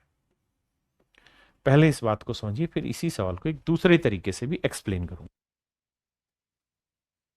ठीक है? कल देखिए मेरे भाई, दूसरा तरीका इसी सवाल को करने का एक ये हो सकता है कि हम ये कहें कि मान लो पूरे के पूरे 6800 रुपए को 10% रेट ऑफ इंटरेस्ट पे उधार दे दें। पूरे 6800 रुपए को अगर 10% की रेट पे उधार दिया जाता तो ब्याज कितना मिल जाता? 680 रुपए। बिल्कुल ठीक है सर। और मेरे बच्चे पूरे के पूरे 6800 को 7.5% रेट पे इन्वेस्ट करते तो ब्याज कितना मिलता? आप जानते हैं ये 10 है, ये 7.5, ये 680। 10% से ब्याज 680 है, तो 7.5 क्या हुआ? 3/4 हुआ 10 का। तो इससे ब्याज कितना बनेगा? 17 चौको 68, 510 रुपए। बहुतों को ये बात समझने में दिक्कत आई, तो वो क्या करें? 6800 रुपए को 7.5% की रेट से 1 साल का साधारण ब्याज निकाल लें, उससे कैलकुलेट कर लें, तो आ जाएगा मेरे प्यारे बच्चों 510 रुपए। उससे भी समझ में नहीं आ रहा तो 7.5% की फ्रैक्शन ले लो। भाई 15% की फ्रैक्शन होती 3/20, तो 17.5% की ना 7.5% की हो जाएगी 3/40, काटोगे तो आएगा 510। यानी मैंने क्या किया, पूरे पूरे 6800 रुपए पे अगर 10% पे ब्याज दूं तो 680, पूरे के पूरे 6800 को 7.5% पे ब्याज दूं तो 510, और एक्चुअल में पूरे 6800 रुपए पे जो 3.5 साल का ब्याज बना है वो बना है 1904 रुपए। तो भाई 1904 रुपए ब्याज बना है पूरे 3.5 साल का, यानी 7/2 साल का। तो 7 से काटेंगे, 7 दूनी 14, बचा कितना? 5 7 7 49, 7 दूनी 14। तो 2 से गुना करेंगे, 272 दूनी, 2 दूनी 4, 2 7 14, 2 दूनी 4 1 5, 504। क्लियर है मेरे प्यारे बच्चों? इसका मतलब ये हुआ कि पूरे 6800 रुपए पे अगर 10% से देते तो इतना ब्याज बनता, 7.5% पे देते इतना ब्याज बना, लेकिन एक्चुअल में बना 1 साल का ब्याज इतना है। ये ध्यान देना, 1 साल लिया, 1 साल तो यहाँ पे मैंने 1 साल लेना होगा। अब मुझे इसका रेशो लेना है, तो 680 से 540 घटाएंगे तो ये आएगा भैया 96, और ये घटाएंगे तो मेरे प्यारे बच्चों आएगा 34। अब लेंगे तो भैया 2 17 24 और 2 48 96। देखना भाई कैलकुलेशन मिस्टेक हुई है क्या कहीं?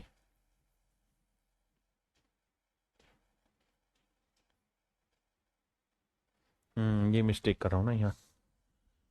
ये तो 34 ठीक है, ये घटाया गलत है। 0 10 में 4 गया 6, 7 में 4 गया 3, है ना, और 6 में 5 गया 136, माफ करिए। तो 34 से कम 34, 34 चौक 136, 1:4 प्रिंसिपल में बांटेंगे, कहानी खत्म। आइए मेरे प्यारे बच्चों,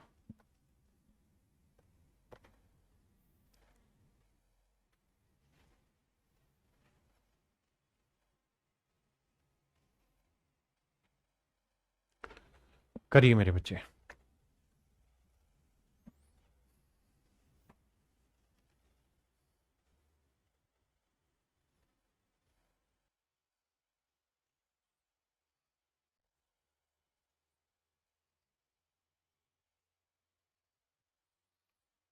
आइए मेरे प्यारे बच्चों, सवाल में कह रहा है some amount of ₹6,000 was lent out at 10% per annum and rest amount at 20% per annum. कहता है 6,000 रुपए का कुछ हिस्सा 10% की रेट पे इन्वेस्ट है, कुछ हिस्सा 20% की रेट पे इन्वेस्ट है। बहुत बढ़िया। कहता है कुल मिला के इस 6,000 रुपए पे मिश्रण में रेट आर मान लो, 4 साल के अंदर जो साधारण ब्याज बना है मेरे प्यारे बच्चों, वो कह रहा है जी बना है 3400 रुपए। ठीक है जी। तो पहला तरीका तो यहां से रेट कैलकुलेट करने का, आओ बाबू मिश्रण की रेट निकालें। 2 जीरो से 2 जीरो, 1 जीरो से 1 जीरो गया, 4 3 7, दो दो से ही कटेगा, 2 तिया 6, 2 से, अरे क्यों काट रहे हो, 4 से निपटेगा ना, 4 से काटते हैं, 4 8 32, 4 5 20। तो मेरे प्यारे बच्चों रेट जो आई वो आई 85/6। तो मिश्रण की जो रेट है मेरे प्यारे बच्चों वो आई 85/6, 85/6%। क्लियर है? बहुत सुंदर। अगर ये बात क्लियर है मेरे प्यारे बच्चों और आपको ये बात समझ आ गई है, तो अब अगले स्टेप पे आते हैं। बड़े में से छोटी चीज घटाओ, तो 20 में से माइनस करेंगे 85/6, और 85/6 में से 10 घटाएंगे माइनस 20 120 में 85 गया मेरे प्यारे बच्चों 35। देखो 120 में से 85 गया तो आया 35/6, और 6 दही 60, 85 में 60 गया 25/6, 5 7 35, 5 5 25। तो मेरे प्यारे बच्चों ये रेशियो आया लेंथ का 7:5। ये रेशियो आया मेरे प्यारे बच्चों 7:5। इसका मतलब ये हुआ कि 10% की रेट पे 7 यूनिट इन्वेस्ट है, तो 20% की रेट पे 5 यूनिट। तो टोटल पैसा मेरे बच्चे कितना हुआ, 7 और 5 12 यूनिट। तो 12 यूनिट जो है वो टोटल पैसे को रिप्रेजेंट कर रहा है, दैट इज 6,000 रुपीज। तो 1 यूनिट की वैल्यू 12 5 60, 500 रुपए। और 1 यूनिट की वैल्यू मेरे प्यारे बच्चों 500 रुपए है। तो मुझसे पूछे कि भाई 7 यूनिट की वैल्यू, तो 7 × 500 यानी 3500 रुपए। तो मैं ये कह सकता हूँ कि साहब 3500 रुपए इन्वेस्ट हुए हैं किस रेट पे, 10% पे, और 5 × 500, और साहब 2500 रुपए जो हैं वो आपके इन्वेस्ट हुए हैं मेरे बच्चे 20% की रेट पे। क्लियर है? तो कह रहा है 10% की रेट पे कितना पैसा इन्वेस्ट किया है, तो 10% की रेट पे है 3500 रुपए, ऑप्शन बी। ये तो है मेरे प्यारे बच्चों डिटेल में, अगर डिटेल नहीं छोटी समझो लेकिन रेट कैलकुलेट करना। लेकिन आप कहें सर हम स्मार्ट अप्रोच लेना चाहते हैं, हम रेट कैलकुलेट नहीं करना चाहते, तो ये सोचिए कि पूरे का पूरा 6,000 अगर 10% की रेट पे ब्याज पे चढ़ाते तो 600 रुपये मिलता, और पूरे का पूरा 6,000 रुपये 20% की रेट से ब्याज पे चढ़ाते तो 1,1200 रुपये ब्याज मिलता। लेकिन एक्चुअल में जो ब्याज मिला है वो कितना है साहब, 3,400 रुपये ब्याज मिला है। बहुत बढ़िया जी। कितने सालों का साहब? 4 सालों का। तो 1 साल का कितना होना? 4 8 32, 4 5 20, 850 रुपये। तो 1 साल में 850 रुपये का ब्याज मिला। तो 1200 में 850 गया मेरे प्यारे बच्चों, 350। और 850 में 600 गया, 250।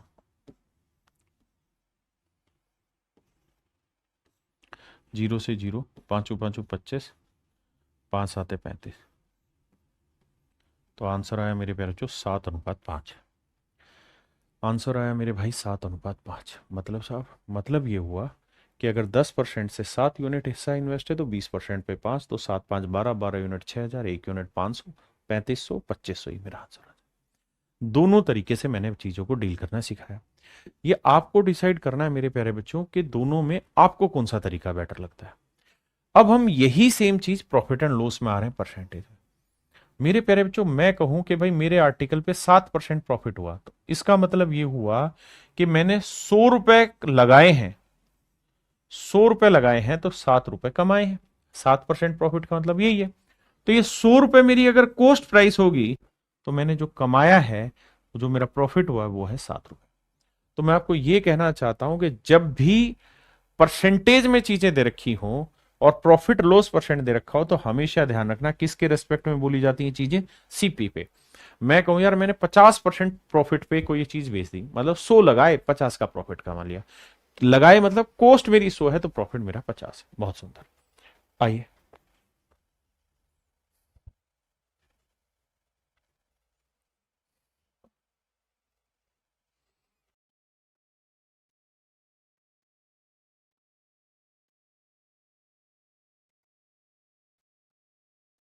देखिए मेरे प्यारे बच्चों,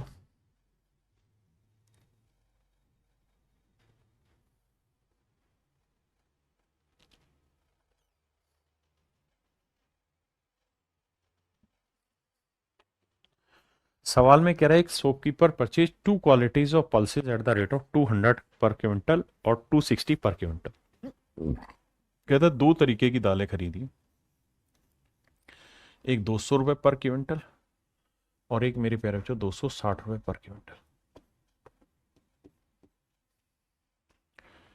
कहता है इन 52 quintal of the second quality, दूसरे वाली 52 क्विंटल अगर हमने चीजें खरीदी,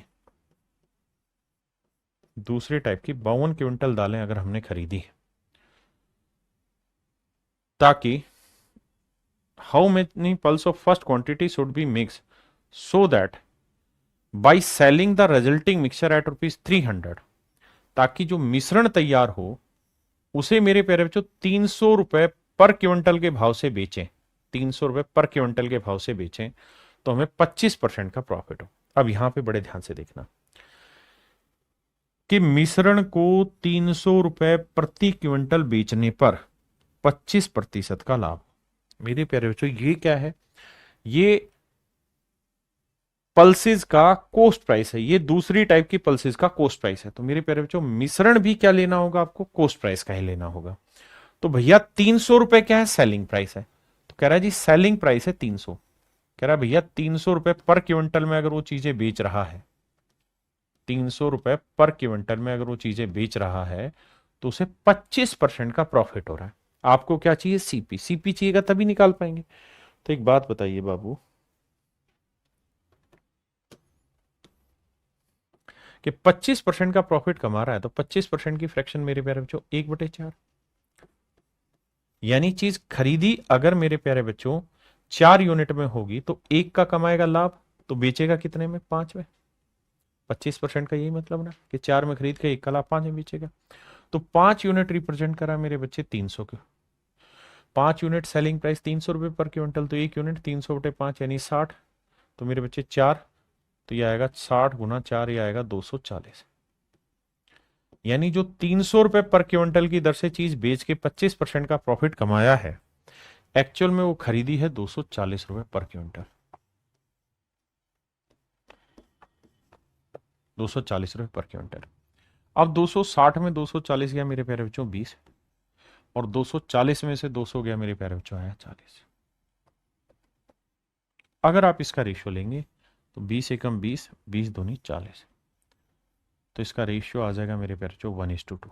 मतलब 2 यूनिट चीज अगर आप बेच रहे हैं, मतलब 2 यूनिट चीज अगर इस रेट की है तो 1 यूनिट चीज आपको इस रेट की लेनी होगी।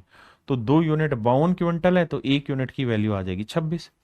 तो इसका मतलब इस टाइप की 26 क्विंटल दालें आपने ली होंगी, तब आपका मिश्रण 240 रुपए पर क्विंटल का बनेगा। ठीक है जी।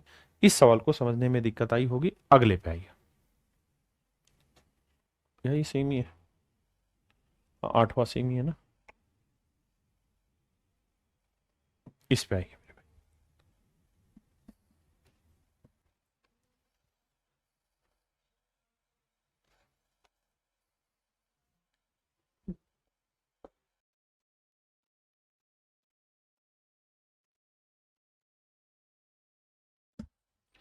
देखिए मेरे प्यारे बच्चों,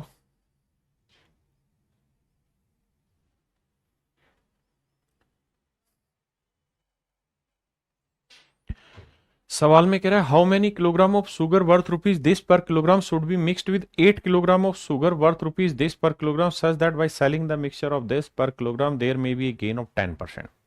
सवाल में कह रहा है 3 रुपए 60 पैसे पर किलोग्राम, इसे पैसे में ही बना देता हूं, 360 पैसे पर किलोग्राम की कॉस्ट वाली कोई चीनी है, और कहता है 420 पैसे पर किलोग्राम कॉस्ट प्राइस वाली एक चीनी है। इस रेट की 8 किलो चीनी है मेरे प्यारे बच्चों। बहुत बढ़िया।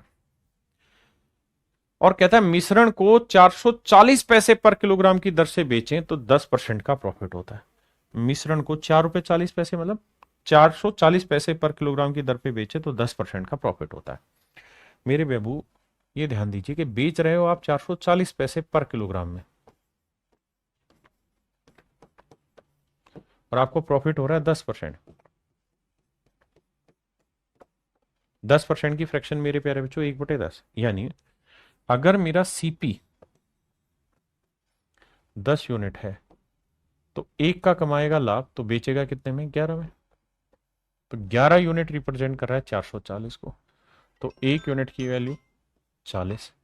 तो भैया 10 यूनिट की वैल्यू क्या होगी? 10 × 40, 400 ग्राम। यानी जो सीपी आएगा वो 400 पैसे पर किलोग्राम आएगा। और अगर मेरे प्यारे बच्चों सीपी 400 पैसे पर किलोग्राम का बैठा है आपका,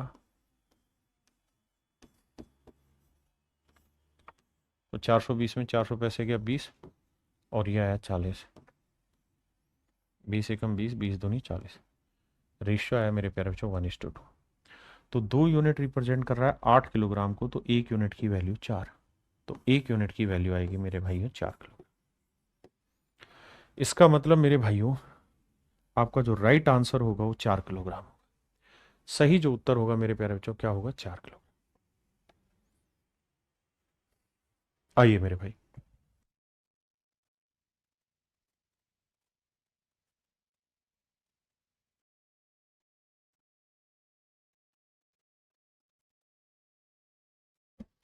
देखिए मेरे भाई, सवाल में क्या रहे, mixture of sugar is sold eight ₹3 पर किलोग्राम।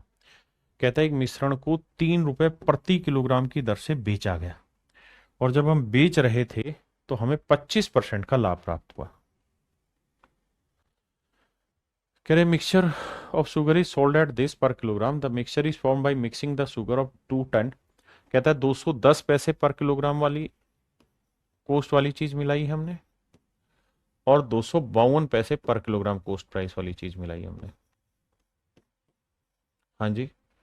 कहता है जी हम इन्हें किस अनुपात में मिलाएं कि जो मिश्रण है उसे 3 रुपए पर किलोग्राम की दर पे बेचा जाए। What is the ratio of cheaper to the costlier quality in the mixture if the profit of 25% is being earn. कि प्रॉफिट 25% का हुआ। तो मेरे प्यारे बच्चों एक बात हो, सेलिंग प्राइस है 3 रुपए, 3 रुपए मतलब 300 पैसे, और प्रॉफिट हो रहा है 25%। तो 25% की फ्रैक्शन क्या है मेरे प्यारे बच्चों? 1/4। यानी चीज 4 में खरीदी, एक का लाभ तो बेची 5 में। तो 5 यूनिट 300 है, तो 1 यूनिट की वैल्यू 60। तो 4 यूनिट 4 × 60, 240 पैसे पर किलोग्राम। तो यह आया 2.40 पर किलोग्राम। तो ये आया मेरे प्यारे बच्चों 2.40 पर किलोग्राम, पर किलोग्राम।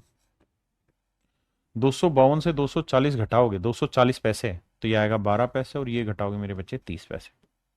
काटोगे, दो छः दूनी 12, छः पाँच 30। तो पूछ रहा है कि सस्ती महंगी का, तो सस्ती दो होगी तो महंगी 5। तो मेरे प्यारे बच्चों आंसर होगा ऑप्शन सी।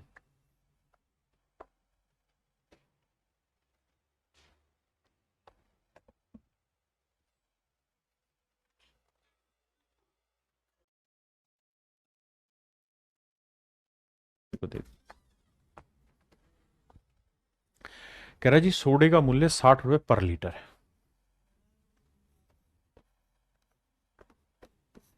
60 रुपए पर लीटर है मेरे प्यारे बच्चों। यदि पानी मुफ्त में उपलब्ध होता है, यानी पानी की कॉस्ट हुई 0 रुपए लीटर, तो पानी और सोडा को आपस में किस अनुपात में मिलाया जाए? ध्यान देना, ये पानी पहले लिखा है, फिर सोडा लिखा है। In in what ratio should freely available water, water पहले है और सोडा बाद में। ये है हमारा वाटर, ध्यान देना, और ये है सोडा। ठीक है जी। ताकि मिश्रण को कहता है जी 50 रुपए में बेचने में 25% का प्रॉफिट हो। मिश्रण को कहता है 50 रुपए लीटर के भाव से बेचें,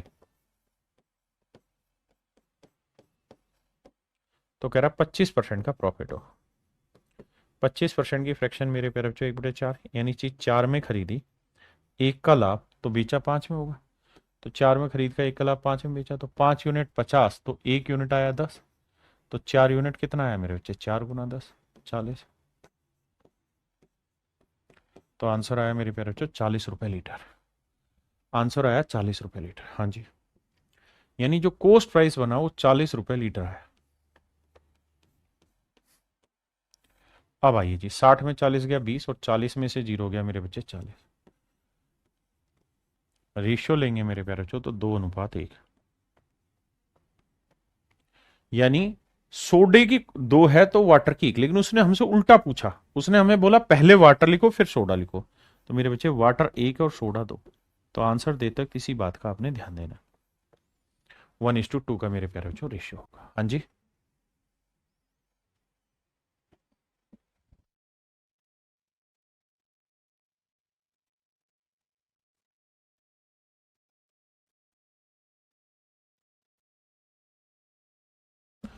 देखिए सवाल में कह रहा है पानी को 12 रुपए प्रति लीटर सोडे में किस अनुपात में मिलाया जाए। कहता है पानी को, तो वाटर हुआ मेरे प्यारे बच्चों 0 रुपए लीटर का, बिल्कुल ठीक है। और सोडा हुआ मेरे भाई 12 रुपए लीटर का।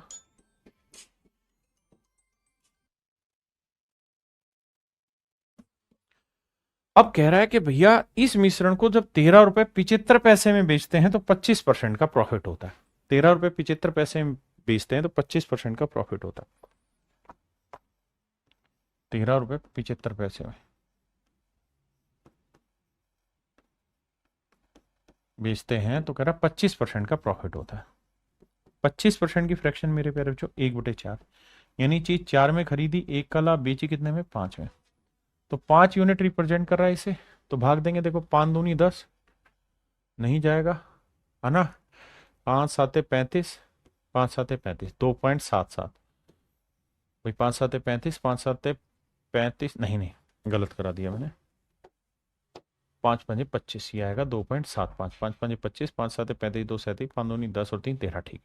तो 4 यूनिट की वैल्यू कितनी? 4 × 2.75। तो देखो 4 5 20, 4 7 28, और 2 30, और 4 दूनी 8 3 11। तो सीपी आया मेरे प्यारे बच्चों 11 रुपए लीटर। सीपी आ गया आपका 11 रुपए लीटर। मेरे प्यारे बच्चों सीपी आ गया 11 रुपए लीटर। बहुत ही सिंपल है, बस करना एक ही काम है आपको। आपने ये देखा यहाँ कोस्ट है, यहाँ कोस्ट है, तो मिश्रण की भी कोस्ट लिखेंगे, तो 12 में से 11 गया 1, और 11 में से 0 घटाएंगे तो 11। यानी हम इन्हें किस अनुपात में मिलाएंगे? 1:11। अब ये ध्यान से पढ़िए, पूछा क्या था, in what ratio should water be mixed, यानी वाटर पहले है, पानी को, तो पानी पहले, तो पानी 1 है और सोडा 11। तो मेरे प्यारे बच्चों उस केस में मेरा आंसर होगा ऑप्शन सी। ऑप्शन सी मेरे प्यारे बच्चों राइट आंसर होगा।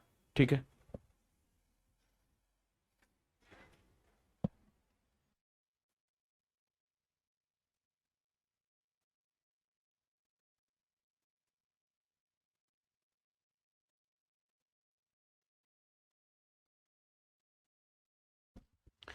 देखिए मेरे प्यारे बच्चों, the price of petrol is ₹60 पर लीटर। कहता है जी पेट्रोल का जो मूल्य है वो ₹60 पर लीटर। पेट्रोल का मूल्य है मेरे प्यारे बच्चों ₹60 पर लीटर। तेल का जो कीमत है, ये तो है पेट्रोल, और ये कोई नॉर्मल ऑयल होगा मान लीजिए। तो कहता है नॉर्मल जो ऑयल है वो है ₹40 लीटर। बहुत बढ़िया।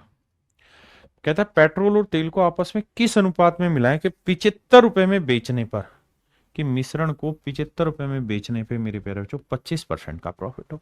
आपने कहा जी ठीक है। मेरे बच्चे ₹75 में अगर आप बेच रहे हैं, यानी मिश्रण को जब आप ₹75 पर लीटर में बेच रहे हैं, तो आपको 25% का प्रॉफिट हो रहा है। 25% का प्रॉफिट हो रहा है। तो देखिए भाई, 25% की फ्रैक्शन क्या हुई मेरे प्यारे बच्चों? 1/4।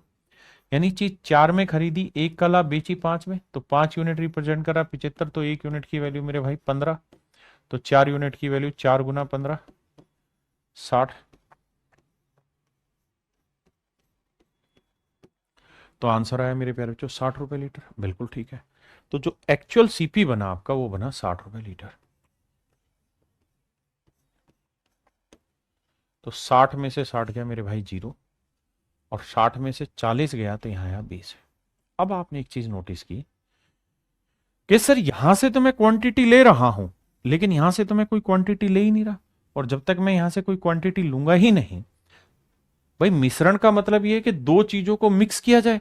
यहां तो एक ही चीज मिक्स हो रही, दूसरी तो मिला ही नहीं रहे, तो इसका मतलब such a mixture is not possible, कि भाई ऐसा जो मिश्रण है वो संभव ही नहीं है। Such a mixture is not possible my dear student. ऐसा मिश्रण मेरे प्यारे बच्चों संभव नहीं। ये मेरे सवाल का फिर राइट आंसर होगा।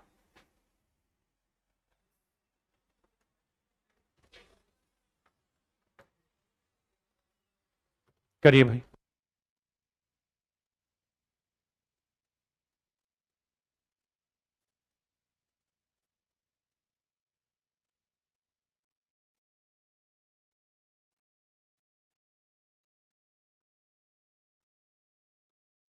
देखिए जी, सवाल में कह रहा है कि ₹42 प्रति किलोग्राम वाले कितने किलोग्राम चावल को,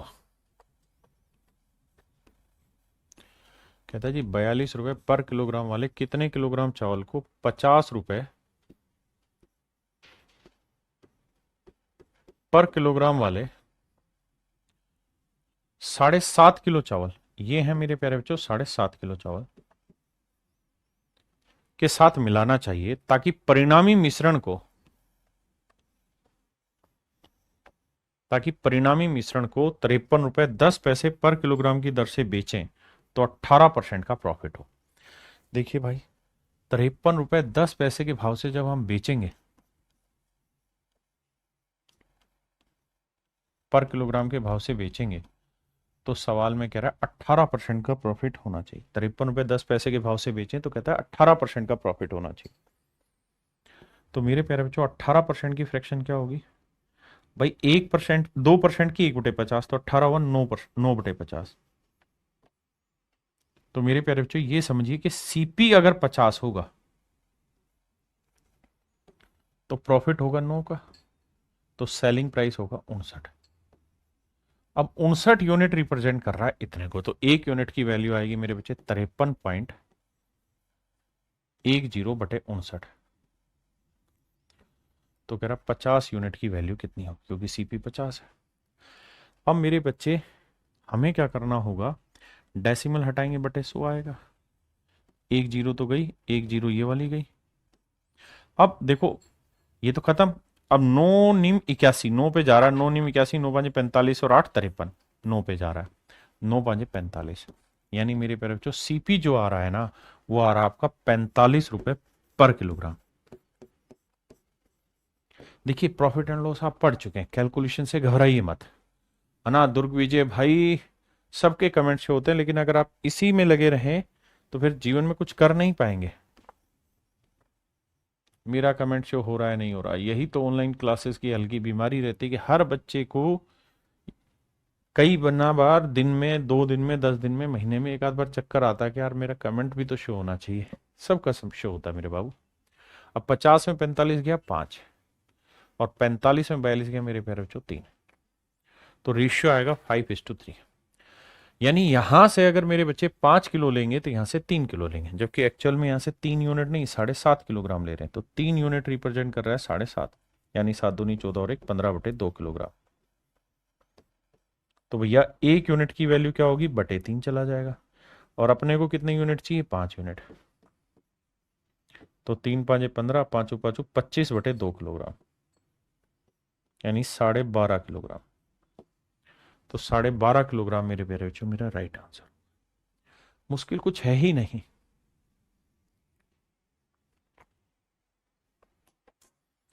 चलिए मेरे प्यारे बच्चों, आज के लिए इतना ही रखते हैं। थैंक यू आप सभी का, धन्यवाद, तहे दिल से थैंक यू।